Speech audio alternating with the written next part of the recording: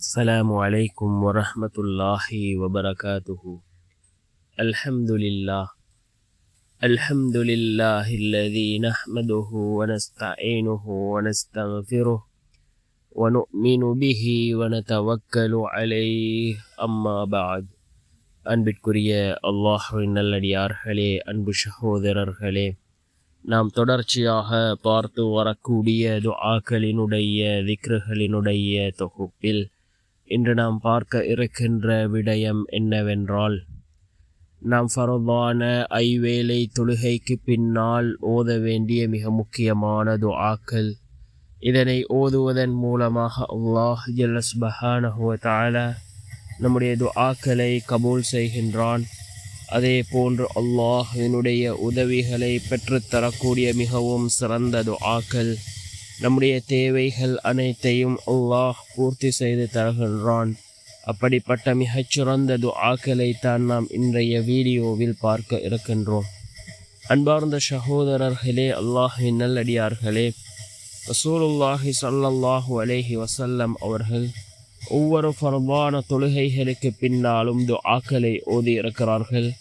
நபி அவர்கள் ஹதீஸ்களினூடாக நமக்கு அறிவிப்பு செய்திருக்கிறார்கள். அதாவது ஃபர்தான தொழுகைகளுக்கு பின்னால் கேட்கப்படுகின்ற துஆக்கள் அல்லாஹ்விடத்தில் கபூலாகும் என்று கூறினார்கள் அருமை நாயகம் ஸல்லல்லாஹு அலைஹி வஸல்லம் அவர்கள்.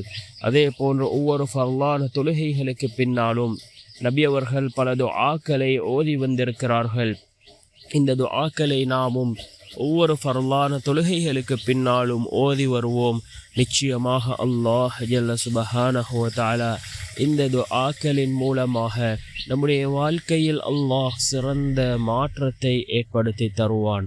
அன்பார்ந்த சகோதரர்களே, அல்லாஹ்வின் நல்லடியார்களே, ஒவ்வொரு ஃபர்லான தொழுகை ஐவேளை தொழுகைக்கு பின்னாலும் நாம் சிறிது நேரம் இந்த துஆக்களையும் திக்ருகளையும் ஓதுவோம். இந்த துஆக்கள் திக்ருகளின் மூலமாக நம்முடைய எல்லா நிலைமைகளையும் அல்லாஹ் சீர்படுத்தி தருகின்றான். நம்முடைய துஆக்கள் அனைத்தும் அல்லாஹ்விடத்திலே கபூலாகும். என்ன துஆக்கள் என்றால், முதலாவதாக அஸ்தக்ஃபிருல்லாஹ் அஸ்தக்ஃபிருல்லாஹ் என்று 3 தடவையும், அதன் பின்னால் அல்லாஹும்ம அன்தஸ் ஸலாம் வ மின்கஸ் ஸலாம் தபாரக்த யா தல் ஜலாலி வல் இக்ராம். اللهم أنت السلام ومنك السلام تباركت يا ذا الجلال والإكرام.